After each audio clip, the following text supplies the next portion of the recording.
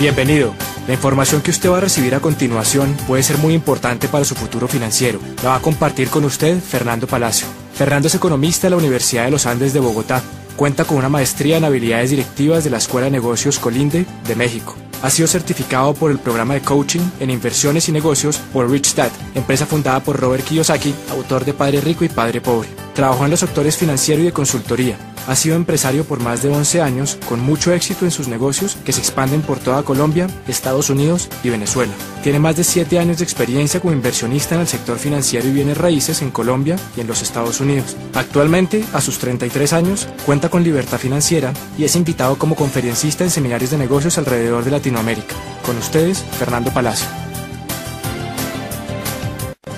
Vamos a hablar sobre economía y negocios para este milenio. Para hablar de economía hay que hablar de historia. Tenemos que saber de dónde venimos para saber a dónde vamos. Y la historia además tiende a repetirse. Hace apenas 200 años nos encontrábamos en la primera gran era económica que existió, que es la era agrícola. Como sabemos, en este espacio de tiempo, el dinero venía del campo.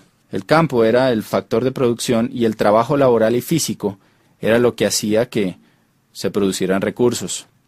De pronto entramos a la era industrial. Con el automóvil, con todos los cambios, las grandes industrias, empezamos a ver cómo el dinero empezó a migrar hacia otro tipo de actividad.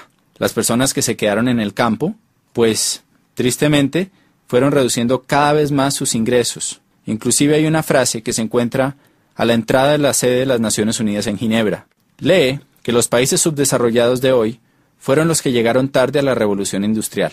Y los países subdesarrollados del mañana serán los que lleguen tarde a la revolución tecnológica. Hoy estamos en una nueva era, y al igual que en el pasado, y como la historia tiende a repetirse, la gente habla de crisis. Pensamos que hay menos dinero, pensamos que se están acabando las oportunidades. Fue exactamente lo mismo que pasó entre la era agrícola y la era industrial. Realmente nunca hay menos dinero. Los bancos imprimen billetes todos los días, y hay más dinero en la economía. Y dejando un factor constante como la inflación, las economías tienden a crecer. Lo que pasa es que la forma de ganar dinero cambia. Y podemos decir que el pozo de la vieja economía se ha secado, mientras que hay un nuevo pozo que está creciendo por montones. Por ejemplo, antes las fortunas, si usted lee las historias, las biografías de personas como Henry Ford, como Rockefeller, como Conrad Hilton, que son millonarios de la era industrial, va a ver cómo se demoraron en crear sus fortunas décadas. No había billonarios de 10 años, había billonarios a través de toda una vida. Hoy en día estamos viendo por primera vez en la historia fortunas impresionantes que se crean en apenas unos años. Fortunas como la de Michael Dell, como la de Jeff Bezos, fortunas como la del mismo Bill Gates, que han sido creadas al nivel de billones de dólares en tan solo unos años.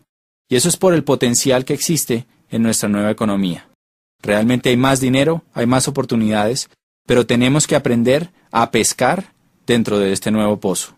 En la era industrial se requería muchísimo trabajo laboral, había empresas gigantescas y podemos resumir en que había más demanda que oferta. La gran demanda de la población mundial por nuevos bienes que se volvieron necesidades hacía que las empresas no dieran abasto. Y por lo tanto necesitaban muchísimos empleados. Por la tecnología, por todo lo que está pasando, entramos a una nueva era, que ha sido conocida como la era del conocimiento, era de la tecnología, era de la informática. Lo que es claro es que es diferente a la anterior. Y vamos a analizar algunos aspectos en los que la situación ha cambiado para todos nosotros. Primero, el entorno laboral. Si analizamos el empleo, antes había una alta demanda de empleo para grandes empresas. En 1990, el 90% de las personas tenían un empleo. Cuando analizamos las cifras de un país hoy en día, hay poca demanda laboral. 50% de las personas tienen un empleo. Los demás son autoempleados o tienen sus empresas. Por otro lado, había una estabilidad laboral. Hoy en día es frecuente encontrar despidos masivos, reestructuraciones, fusiones y cambios constantes. Vemos cómo cientos de miles de puestos se pierden al año. En un solo año, AT&T despidió 18,000 trabajadores, Motorola 15,000, Radeon 14,000, Seagate 10,000, Xerox 19,000, Bank of America 18,000, Travelers Group 18,000, First Union 17,480 United Healthcare 15.400 y Sunbeam 16.400, para mencionar apenas algunas de estas empresas. Estamos acostumbrados ya a las fusiones entre bancos, entre grandes empresas, que como resultado dejan a mucha gente sin trabajo. Entonces esta estabilidad laboral del pasado se ha perdido. Antes había la posibilidad de hacer carreras a largo plazo en empresas. Normalmente nuestros padres tuvieron empleos que duraron muchos años. Era normal que una persona dedicara su vida 25, 30, 45 años a trabajar para una sola compañía. Hoy en día vemos más contratos a término fijo y corto plazo, renovables en la medida en que haya trabajo y en que no se encuentre una nueva forma de hacerlo por un costo menor. Antes había beneficios laborales atractivos, prestaciones, primas, vacaciones, salud, seguros. La empresa era como un gran papá que se encargaba de nosotros. Hoy en día hay pocos beneficios laborales y hay reducción de salarios y prestaciones. Eso se llama la desalarización. Por otro lado, había una especialización en conocimiento. Si usted se especializaba, pues lo más seguro es que iba a ganar más dinero. Una buena educación tradicional garantizaba un buen empleo. Hoy en día la educación tradicional no es garantía para obtener un buen empleo, y aparte de eso, la especialización puede llevar a que usted sea obsoleto. Realmente se está buscando personas con multiespecialidades. Otro tema muy fuerte que nos afecta es el de las pensiones. Anteriormente muchos aportaban y había pocos pensionados. Cuando uno revisa las cifras de hoy, es todo lo contrario. Podemos ver que en los distintos países de nuestro planeta, cada vez hay menos empleados por número de jubilados. Oiga esto, en 1950 en Estados Unidos había 16 trabajadores por cada pensionado de la Seguridad Social. Para 1960 se había reducido a 5 a 1. Actualmente es de solo 3 a 1 y en el año 2030 será de 2 a 1. Países como Francia, hay 25 millones de trabajadores y 11 millones de jubilados. En Alemania hay 32 millones de trabajadores y 11 millones de pensionados. En Italia hay 20 millones de trabajadores y 21 millones de jubilados. Si usted hace un cálculo matemático y toma como base que a una persona trabajadora le deducen de su salario un 10 o un 15% que va destinado a su pensión, pues fíjese que si la relación es 3 a 1, 3 trabajadores por cada pensionado, tomando una cifra como un salario mínimo o un salario promedio, hagamos un ejercicio. Supongamos que usted se gana $1,000 al mes. Quiere decir que si usted se pensionara hoy en día, habría 3 trabajadores de $1,000 al mes aportando para su pensión. Si usted toma el 15% de esos $1,000, quiere decir que a cada asalariado se le retendrían $150. Si son 13 empleados por usted que está pensionado, son $450, o sea un déficit de un 55%. Y esto pasa a todos los niveles. No es sorprendente que los sistemas de pensiones y la ley cambie constantemente. Normalmente hay reglamentaciones nuevas que nos llevan a trabajar más por menos dinero. Y esto es algo que no va a cambiar, porque sale de una causa que es evidente, y es el cambio en la pirámide pensional que existía. En la base antes había muchos aportando, pocos pensionados, hoy en día es todo lo contrario. Antes la pensión era suficiente para retirarse y mantener calidad de vida. La empresa o el gobierno estaba a cargo, no nos tocaba preocuparnos por nuestro retiro. Hoy en día, 66% de las personas que llegan a la edad de jubilación tienen que seguir trabajando o vivir de los hijos después de la edad de pensión. Solamente del 100%, un 1% se retira con riqueza y un 5% se retira con una calidad de vida decente. El resto tienen que seguir trabajando o vivir de los demás. El Instituto de Seguro Social está en quiebra en los distintos países, hay una reestructuración constante, hay que hacer un ahorro personal para el retiro y hay una necesidad de responsabilizarse por ese retiro. Otro cambio fuerte está en las fuentes de ingreso. Para 1980 el 70% de las familias subsistían con un solo ingreso, o sea, normalmente el papá trabajaba y la mamá se quedaba en la casa cuidando a los niños. Para 1990 se necesitaban ya 2 ingresos para sostener la casa. Hoy en día, para este nuevo milenio, el 70% de las familias necesitan al menos 3 ingresos para cubrir sus gastos. Eso es algo que es impactante, porque ya no es suficiente con que papá y mamá trabajen, sino que se necesita hacer algo adicional para traer más dinero a la casa. No sé con cuántas fuentes de ingreso cuenta su familia hoy, pero lo que usted le están proponiendo es que cree otra fuente de ingreso para su familia. Otros cambios que vemos hoy, rápidamente, es la generalización de imprevistos. Lo único constante es el cambio. Por otro lado, hay una dependencia socioeconómica. Hubo una adicción al modus vivendi. Durante muchos años, los empleados y los que fuimos educados en la era industrial, pensamos que nuestra quincenita iba a estar ahí siempre y nos volvimos adictos a ella. Entonces a la gente le da miedo empezar su propia empresa. Un cambio evidente es la globalización, una economía de libre mercado, la privatización masiva, donde millones de personas están yéndose mejor a trabajar desde su casa y trabajar como terceros, como outsourcing para otras compañías. Está en tendencia también el trabajo en equipo o redes, según el libro Economía Digital. Usted puede leer sobre este tema y el impacto que está teniendo en los negocios. Hay una desintermediación, hay una virtualización de los negocios que está llevando a que la gente pueda trabajar desde su casa. Y en el libro Prosumidor de Bill Quain, PhD, usted puede leer cómo las empresas se están yendo a crear lealtad en los consumidores. Así como en la era industrial había una mayor demanda que oferta, hoy en día hay una mayor oferta que demanda. Y eso quiere decir que quien realmente tiene el poder es el consumidor final. Por eso las empresas están recorriendo a distintos sistemas para crear lealtad entre sus consumidores.